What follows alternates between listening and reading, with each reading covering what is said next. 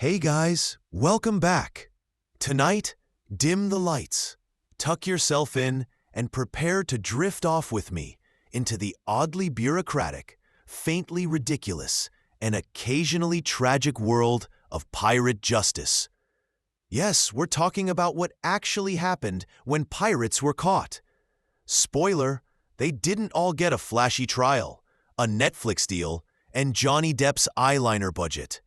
No, most of them got rope burn around the neck and a crowd jeering at them while they slowly swayed in the salty breeze. But because history is never just neat and tidy, sometimes pirates got pardons. Sometimes they got weird plea deals. And sometimes, if you were a woman, you could suddenly discover the one undeniable benefit of biology. Being pregnant could delay your execution. Not cancel it, mind you. Just kick it down the road a little bit. Because apparently, killing a fetus was bad form, but hanging its mother in a few months? Totally fine. So tonight, we'll take a gentle, hour-plus wander through some of these stories. We'll start with how pirate justice was supposed to work according to the rulebooks.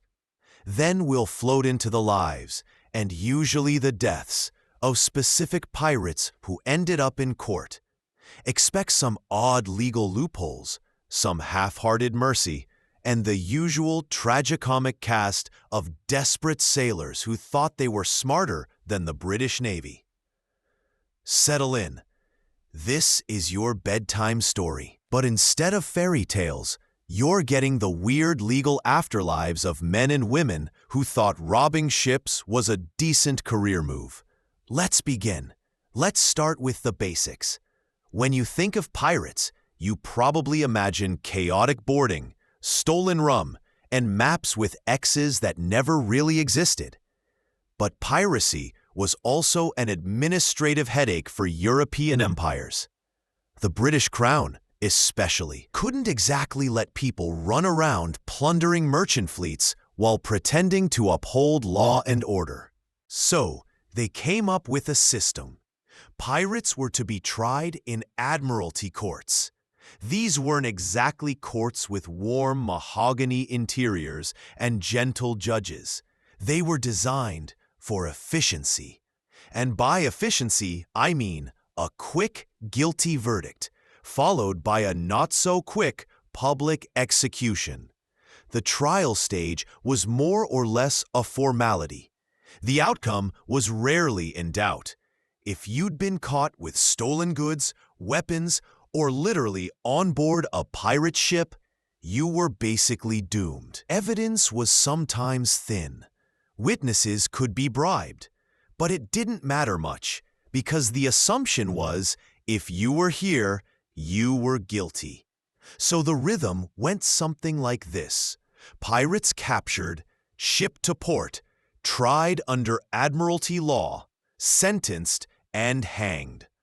And hanging wasn't always the end. Sometimes your body was left on display, swinging in an iron cage at the harbor, like a grisly billboard, reminding everyone else to think twice before plundering Spanish galleons. Nothing. But before we drift into corpses decorating the coastline, let's pause. Because while most pirates met this fate, there were exceptions. And exceptions make for better bedtime stories.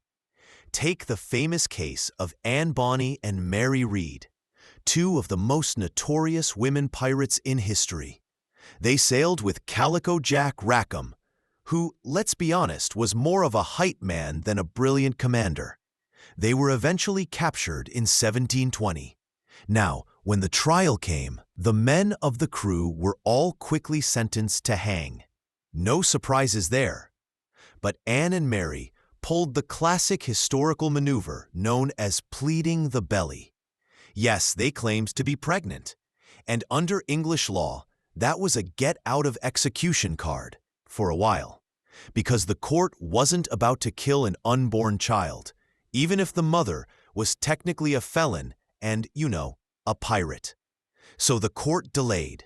Mary did actually give birth in prison, But tragically, she died not long after, probably of fever or complications. Anne's fate is a little murkier.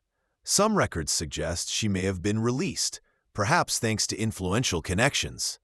Or maybe she just disappeared into history's fog, which is very on brand for a pirate. The whole thing is so telling. The men, straight to the gallows. The women, suddenly wrapped in legal red tape because their wombs complicated the paperwork.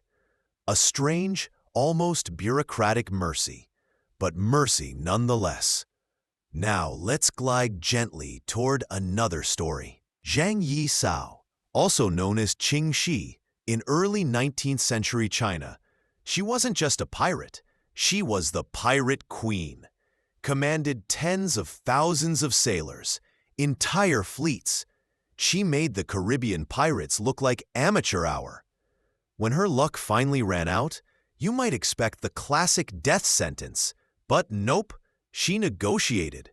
She walked into a deal with the Chinese government, handed over her fleet, and in return got amnesty, not just for herself, but for thousands of her men. ... Oh, and she kept her fortune. Then she retired peacefully, opened a gambling house, and lived into her 60s. So while Anne Bonny's survival is wrapped in mystery, Qing Shi's survival is documented and almost smug. She beat the system. She turned piracy into a retirement plan, which, honestly, is almost more shocking than any bloody execution. But for every exception, there were hundreds of ordinary pirates whose stories were depressingly predictable. They were captured, dragged through a perfunctory trial, and hanged. Execution docks became theater. People turned out to watch. It was less about justice and more about entertainment, mixed with a dash of moral lesson. The bodies were then sometimes tarred and hung in iron cages, left to rot at the water's edge, because nothing says justice served like a human scarecrow dangling in the breeze. If you were a sailor rowing past, the message was clear: piracy doesn't end well. And yet, people kept becoming pirates, which tells you how terrible the alternative life options must have been. Now, let's soften things back down. Imagine the courtroom, the sound of quills scratching, the judge barely looking up because the verdict was basically pre-written, witnesses mumbling through statements, the accused pirates, sunburned, filthy, half-starved, trying to look dignified in front of a system that never had any intention of sparing them. It's strangely bureaucratic. Pirates seem chaotic, but the machine of empire was just as relentless in its paperwork.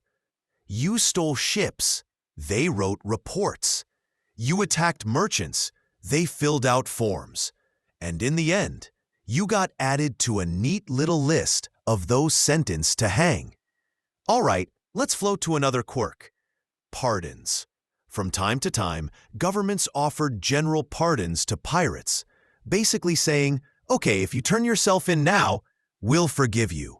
No questions asked. It was less about compassion and more about trying to empty the seas of raiders without spending too much money on naval battles. Some pirates took the deal. They retired, maybe opened taverns, maybe pretended to be respectable. Others accepted the pardon, and then went right back to piracy. Because, well, once you've gotten a taste for looting, honest work feels boring. Governors hated this, of course. It made them look weak. But it kept happening. Pirate justice wasn't always final. Sometimes it was a revolving door. And as we settle further into this sleepy tale, notice the pattern. Pirate life was chaos. Pirate capture was spectacle. Pirate justice was routine. But every so often, a loophole appeared. Pregnancy, pardon, negotiated surrender, tiny cracks in the iron wall of the law. It's these cracks that make the stories worth telling. Because if every pirate had just been executed in silence, there'd be nothing to whisper about tonight. But instead, we have Anne Bonny lingering like a ghost in the records. We have Mary Read dying young, but remembered forever. We have Ching Shi smugly winning at retirement. And of course, countless nameless men who swung at the dock, forgotten except as background extras in this long, tragic theater of piracy. Okay, let's pause here. You're probably nice and drowsy already, but don't worry, we're just beginning. Next, we'll drift into the world of pirate trials in detail. We'll see exactly how those courts operated, who presided, how the paperwork stacked up, and how a pirate's last words were often scripted by someone else. So, let's keep the lights low and continue this slow voyage into history's strangest version of law and order. All right, still comfortable? Blanket adjusted? Good, because now we drift from the salty deck of the captured ship into the slightly less glamorous world of pirate trials. And if you're picturing grand courthouses with wigs powdered to perfection, pause that mental image. Admiralty courts weren't about pomp. They were about speed. Pirates weren't supposed to sit around waiting for due process. The Empire wanted quick decisions, quick sentences, and most importantly, quick executions to put on display. Let's wander gently into how it all worked. First, the capture. Pirates didn't usually go down in a blaze of Hollywood glory. Most were exhausted, hungry, and outnumbered. A Navy frigate could outgun them easily. Once captured, the pirates were herded like cattle, chained and brought into port.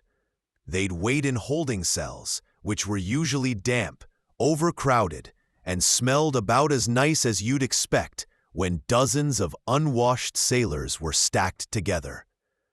Then came the paperwork. Yes, paperwork, the least glamorous part of piracy. Officers had to write depositions. Witnesses, often captured merchants, were asked to testify. The legal framework was written centuries earlier, under the idea that piracy was basically treason against the seas. And treason, of course, was one of those crimes you didn't just slap a fine on. The court itself was usually presided over by an appointed official of the Admiralty. This wasn't a jury of peers. Pirates weren't getting a sympathetic ear from 12 townsfolk.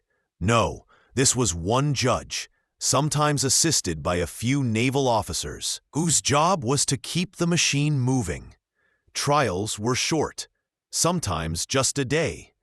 The judge read the charges: piracy, theft, violence at sea. Witnesses were brought in. The accused were asked to respond. And really, what could they say? I didn't know I was on a pirate ship? That excuse popped up often, but it rarely worked. Unless you'd been forcibly conscripted and could somehow prove it. The assumption was that you knew exactly what you were doing when you boarded a ship flying a black flag. The legal framework was written centuries earlier under the idea that piracy was basically treason against the seas. And treason, of course, was one of those crimes you didn't just slap a fine on. The court itself was usually presided over by an appointed official of the Admiralty. This wasn't a jury of peers. Pirates weren't getting a sympathetic ear from 12 townsfolk. No, this was one judge, sometimes assisted by a few naval officers, whose job was to keep the machine moving. Trials were short, sometimes just a day. The judge read the charges: piracy, theft, violence at sea. Witnesses were brought in. The accused were asked to respond. And really, what could they say? "I didn't know I was on a pirate ship." That excuse popped up often, but it rarely worked. Unless you'd been forcibly conscripted and could somehow prove it. The legal framework was written centuries earlier, under the idea that piracy was basically treason against the seas. And treason, of course, was one of those crimes you didn't just slap a fine on. The court itself was usually presided over by an appointed official of the Admiralty. This wasn't a jury of peers. Pirates weren't getting a sympathetic ear from 12 townsfolk. No, this was one judge, sometimes assisted by a few naval officers, whose job was to keep the machine moving. Trials were short, sometimes just a day. The judge read the charges: piracy, theft, violence at sea. Witnesses were brought in. The accused were asked to respond. And really, what could they say? I didn't know I was on a pirate ship? That excuse popped up often, but it rarely worked, unless you'd been forcibly conscripted and could somehow prove it. The assumption was that you knew it was part of the spectacle. Executions were supposed to be moral theater. The pirates were there not just to die, but to perform repentance, or at the very least, to serve as a cautionary tale. And then came the gallows. Execution Dock in London was the most infamous sight. Pirates would be marched through the streets from prison to the dock, tied together, sometimes jeered by crowds. The walk could take hours, dragging chains clanking with every step. At the dock, the noose awaited. And here's the grim detail. Pirates weren't dropped through a trapdoor like in later hangings. They were hanged by the short drop, which meant slow strangulation, minutes of choking, legs kicking, faces turning colors, while the crowd watched. The phrase, dancing the hempen jig, wasn't just a joke. It described the awful squirming of men, slowly suffocating, at the end of a rope. And if you were unlucky enough to be considered a particularly bad example, your corpse was then tarred and displayed in a cage or gibbet by the water's edge. For months, sometimes years, sailors would pass the dangling remains and think, maybe piracy isn't for me. Now let's float back to the women. We already touched on Anne Bonny and Mary Read pleading pregnancy, but let's take a slower, sleepier look at the absurdity of that system. Under English law, a woman who claimed to be pregnant could request a jury of matrons. Yes, really.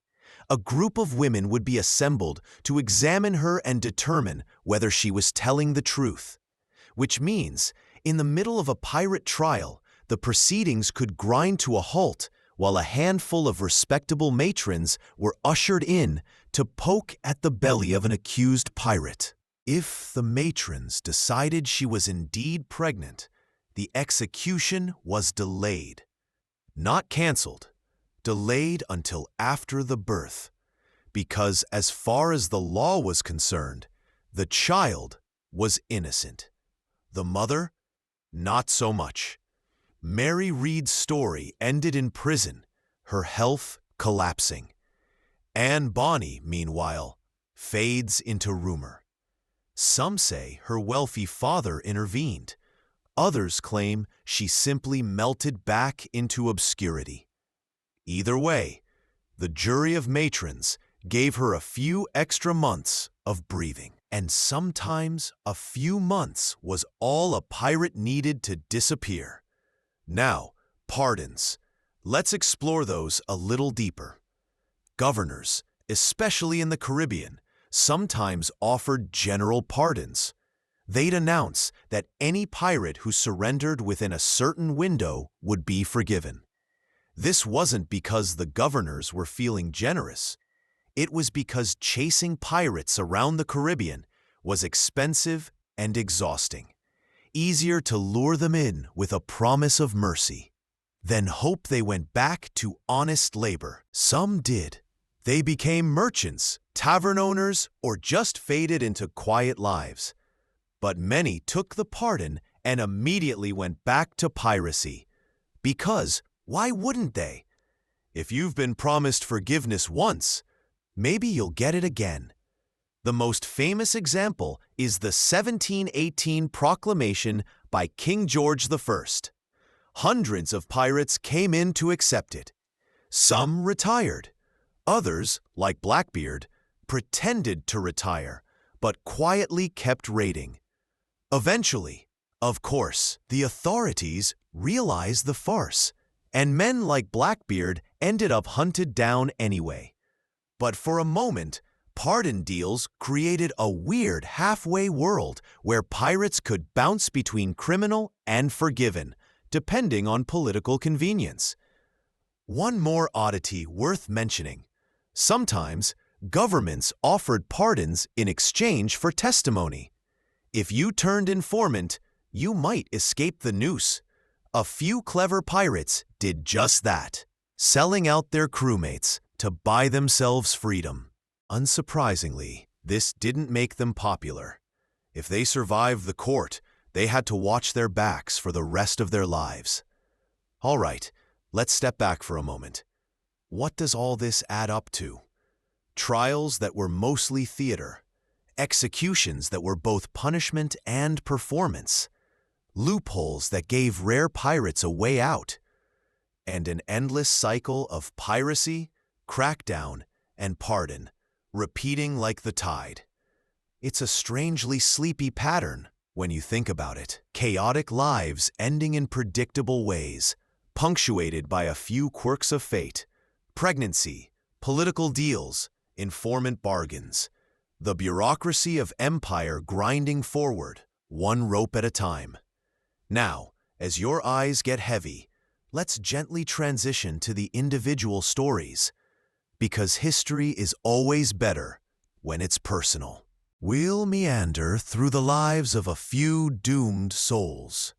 We'll look at their trials, their last words, their strange excuses, and their inevitable walks to the gallows.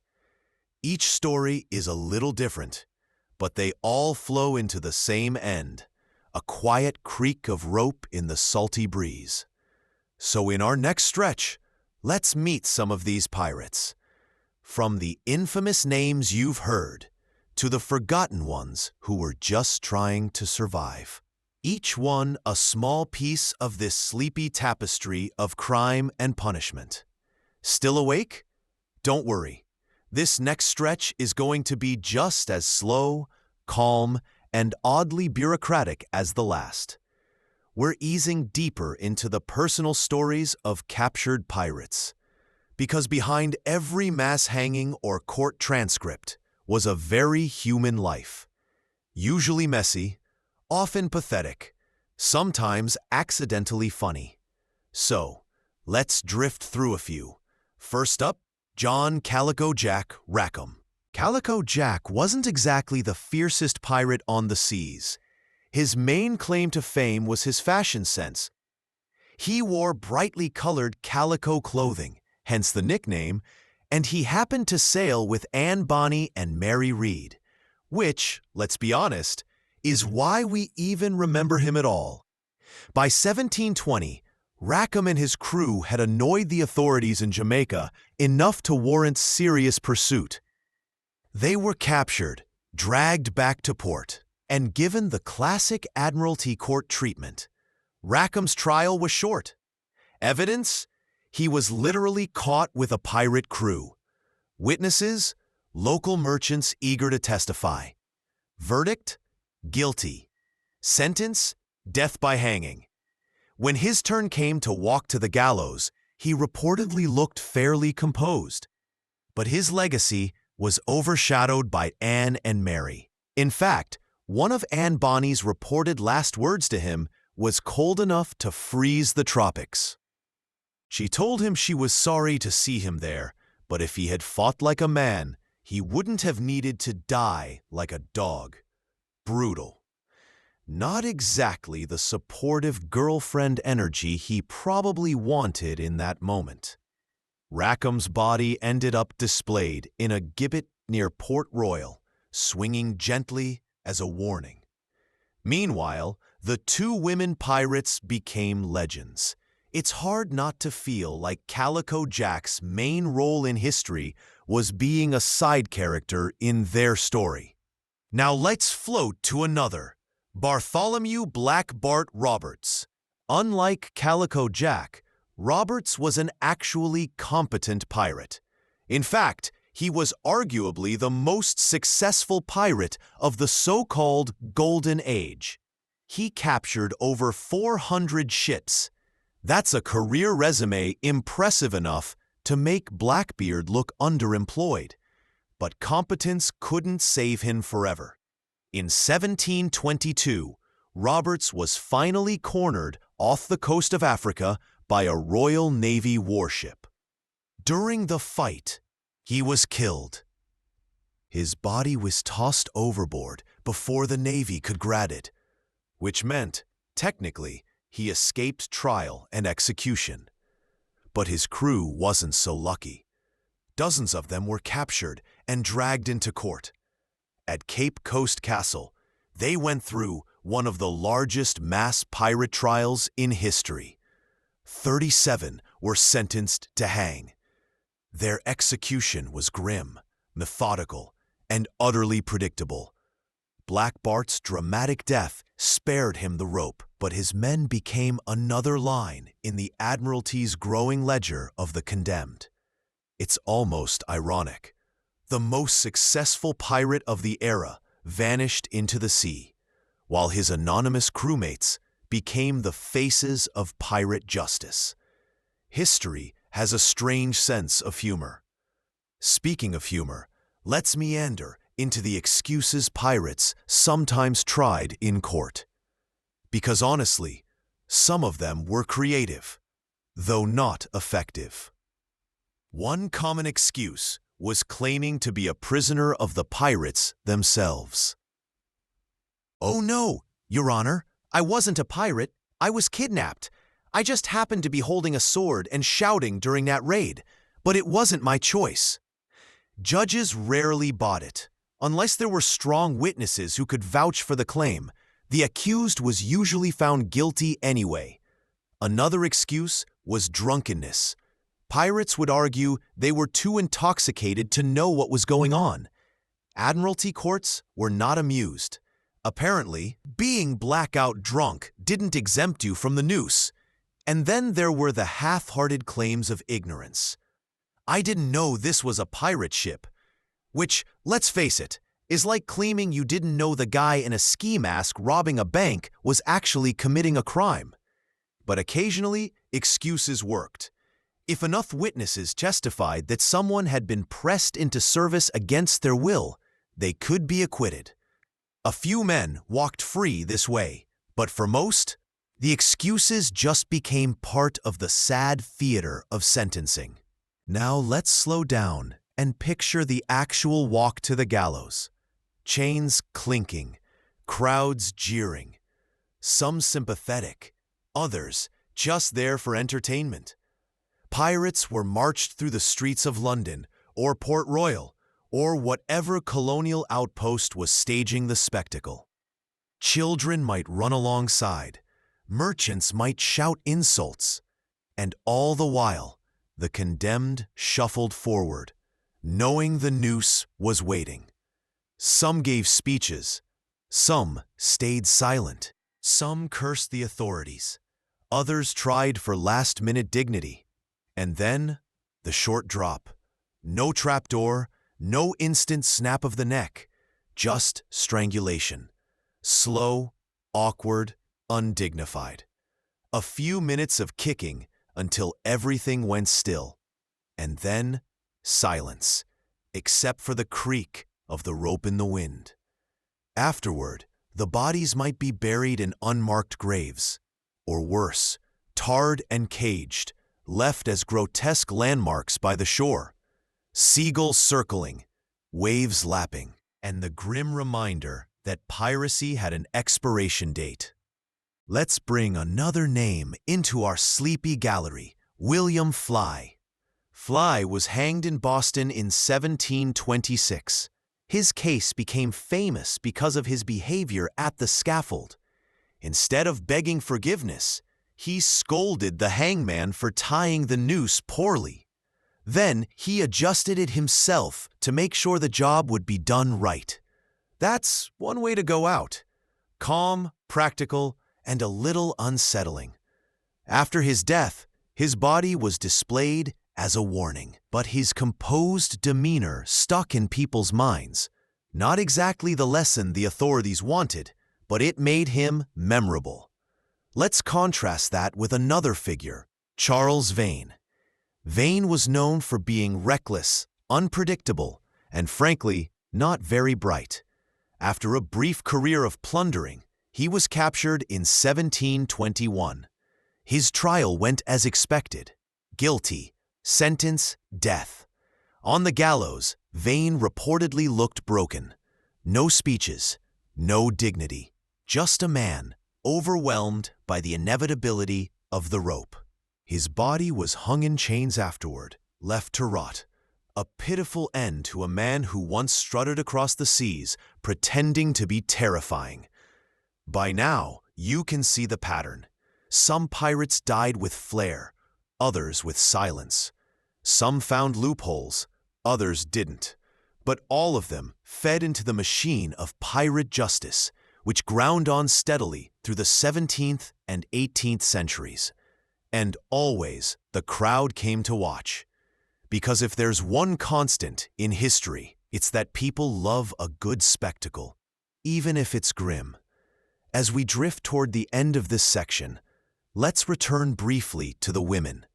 Anne Bonny and Mary Read remain the most famous, but they weren't the only female pirates to brush against the law. Most women didn't end up commanding ships or facing gallows, but when they did, the courts didn't quite know what to do. Were they exceptions? Were they curiosities? Should they be hanged like men, or given the mercy of delay if they were pregnant? The uncertainty itself is fascinating. The machinery of empire was efficient, but not flexible. When something unusual, like a pregnant pirate, appeared, it stuttered. And in those stutters, tiny chances for survival emerged. So let's close this part of the story with an image. A courtroom, dim and stuffy. A judge reading sentences in monotone. Pirates shuffling in chains, trying weak excuses. The inevitable verdicts. The march to the dock. The creak of rope. The occasional reprieve. Granted not out of compassion, but out of awkward necessity. And always the paperwork. Lists of names. Recorded verdicts. Bureaucracy sealing the fates of men and women who once thought themselves free. It's oddly calming in a bleak sort of way. A repetitive cycle of crime, capture, and consequence. The uncertainty itself is fascinating. The machinery of empire was efficient, but not flexible. When something unusual like a pregnant pirate appeared, it stuttered. And in those stutters, tiny chances for survival emerged. So let's close this part of the story with an image. A courtroom, dim and stuffy. A judge reading sentences in monotone. Pirates shuffling in chains, trying weak excuses. The inevitable verdicts. The march to the dock. The creak of rope. The occasional reprieve. Granted not out of compassion, but out of awkward necessity. And always the paperwork. Lists of names. Recorded verdicts. Bureaucracy sealing the fates of men and women who once thought themselves free. It's oddly calming, in a bleak sort of way, a repetitive cycle of crime, capture, and consequence. So far, we've wandered through trials, excuses, and some rather undignified strangulations. But pirate justice wasn't always so straightforward. Sometimes the crown or colonial governors dangled mercy like a shiny lure. Not because they suddenly discovered compassion. No, mercy was a budget decision. The general pardon game in 1717, King George I issued what was basically a mass pirate amnesty coupon. The proclamation declared that any pirate who surrendered within a year would be pardoned for past crimes. It was meant to drain the Caribbean of its floating headaches without wasting too much naval gunpowder. The response? A tidal wave of pirates turned themselves in. Hundreds surrendered, especially in Jamaica and the Bahamas. Some genuinely retired. They settled into civilian life, maybe opened taverns, maybe pretended they had always been honest sailors. Others, of course, treated the pardon as a temporary break. They took the free pass, waited until the coast seemed clear, and then went right back to raiding. Because why give up a life of stolen rum and easy money when you can just reset your criminal record like it's a video game save file? Governors weren't thrilled. Some of them, like Woodes Rogers in the Bahamas, tried to enforce the pardon strictly. He hoped to transform Nassau, a pirate haven, into something resembling a respectable colony. And for a while, it almost worked. Pirates accepted his amnesty, pledged loyalty, and tried to look civilized. But within months, a handful were back at sea. Old habits die hard. Rogers had to crack down again, sending some of his former redeemed pirates to the gallows after all. The message became clear. You could get a pardon, but if you didn't play nice afterward, you'd swing anyway.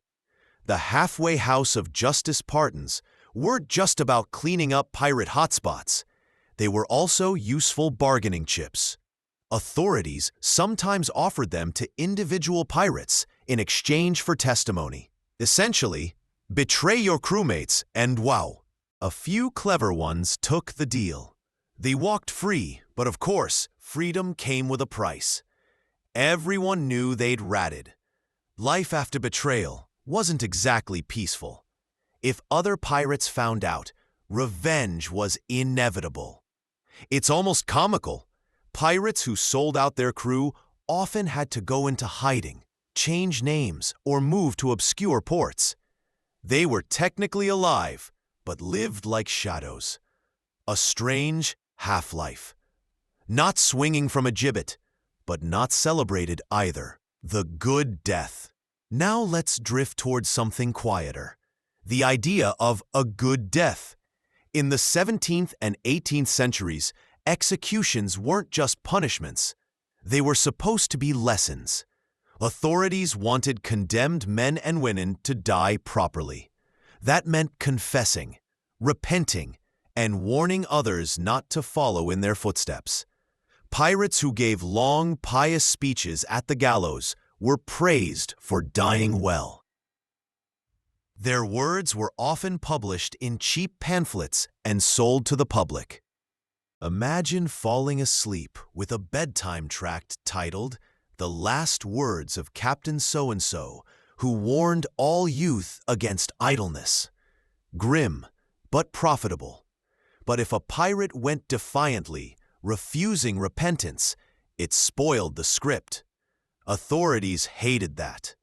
William Fly, remember, scolded his hangman instead of confessing. To the crowd, he looked fearless. To the state, he looked like a bad influence. That was not the good death the system wanted. It shows you how much of this was theater. Pirates were punished, yes, but they were also made into living, then dying, cautionary tales. Their words mattered almost as much as their corpses. Execution as entertainment. We've talked about the gallows march and the noose, but let's linger on the crowds for a moment. Execution days were popular events. People left work, brought children, and treated it like an outing. Vendors sometimes sold food near the scaffold. It was gruesome, but it was also community theater. Pirates, with their wild reputations, drew especially big audiences. The idea of watching a real pirate, a man who had raided ships and terrorized seas, swinging in chains, had irresistible appeal. And afterward, the gossip. People would discuss whether the pirate died bravely or pathetically, whether his last words were moving or laughable. Even in death, pirates became part of local storytelling. Pregnant pauses.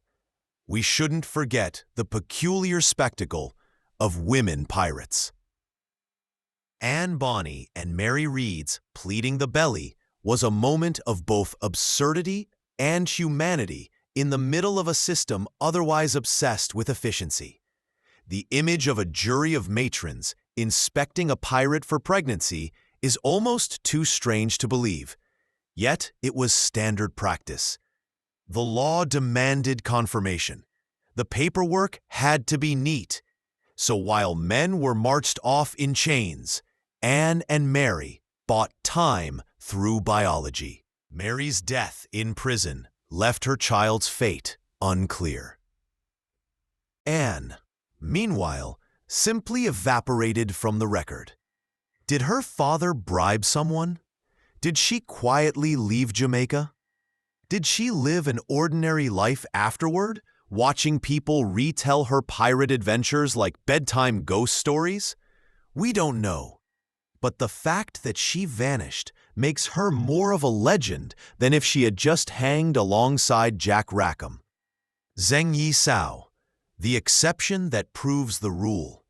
And hovering above all these tales is the figure of Zheng Yi Sao, the Chinese pirate queen.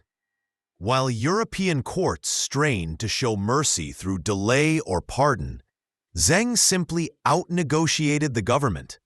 She didn't grovel, she didn't plead pregnancy, she didn't hope for a king's proclamation. She bargained like an equal. She walked away alive, rich, and respected. It's almost the opposite of the Western pattern. No gallows, no pamphlets, no slow suffocation for the crowd. Just a quiet retirement in comfort.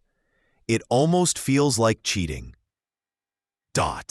But then again, maybe Zheng simply played the game better than anyone else. A sleepy summary. So what have we seen? Pardons offered, accepted, and abused. Informants living in uneasy half-freedom. The expectation of a good death at the gallows. Crowds treating justice like theater.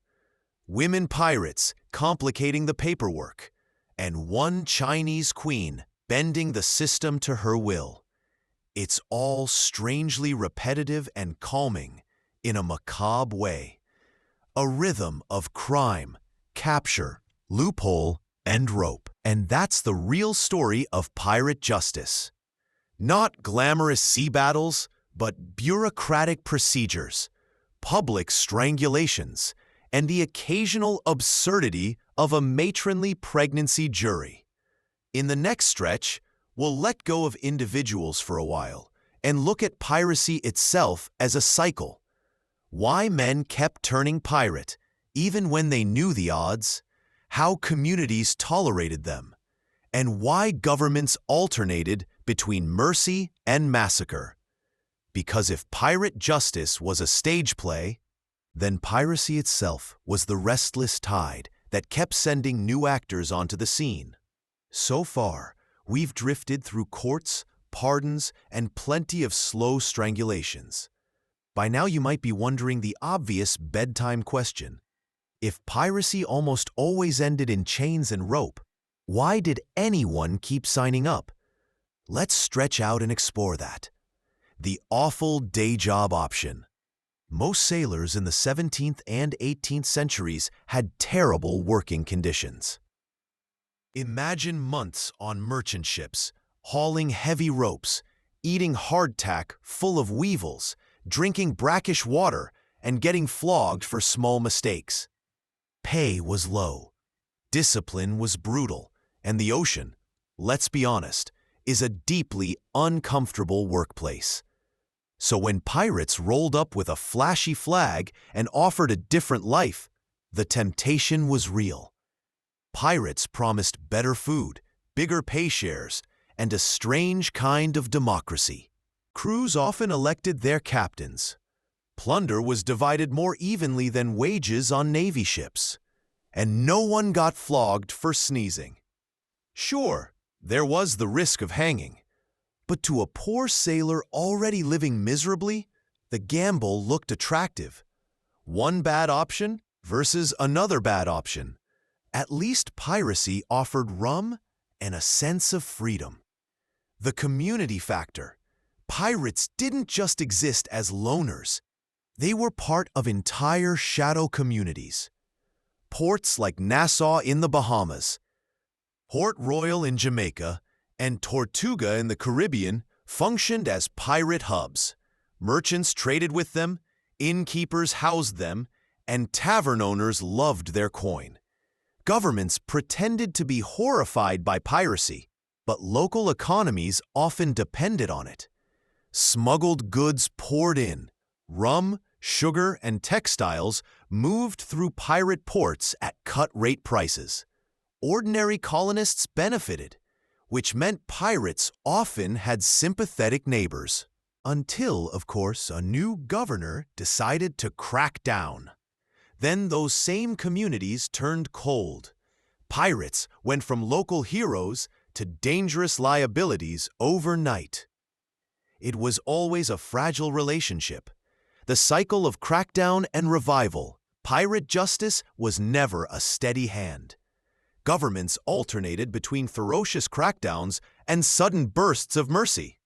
One year, a proclamation offered pardons. Pirates came in, swore loyalty, and maybe retired. The next year, the Navy rolled out and hanged anyone still flying a black flag. Then, when naval budgets thinned or new wars broke out, piracy quietly flourished again. The cycle was almost tidal.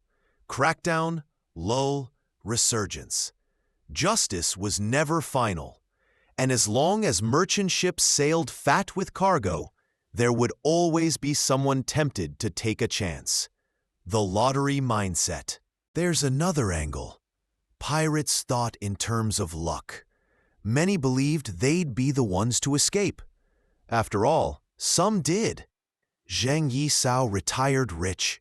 Anne Bonny maybe slipped away. A handful of pardoned pirates lived out quiet lives. If 1 out of 100 beat the rope, every pirate hoped he'd be that one. It's the same psychology that fuels lotteries today. The odds are miserable, but the dream of beating the system makes people buy in anyway. The promise of treasure.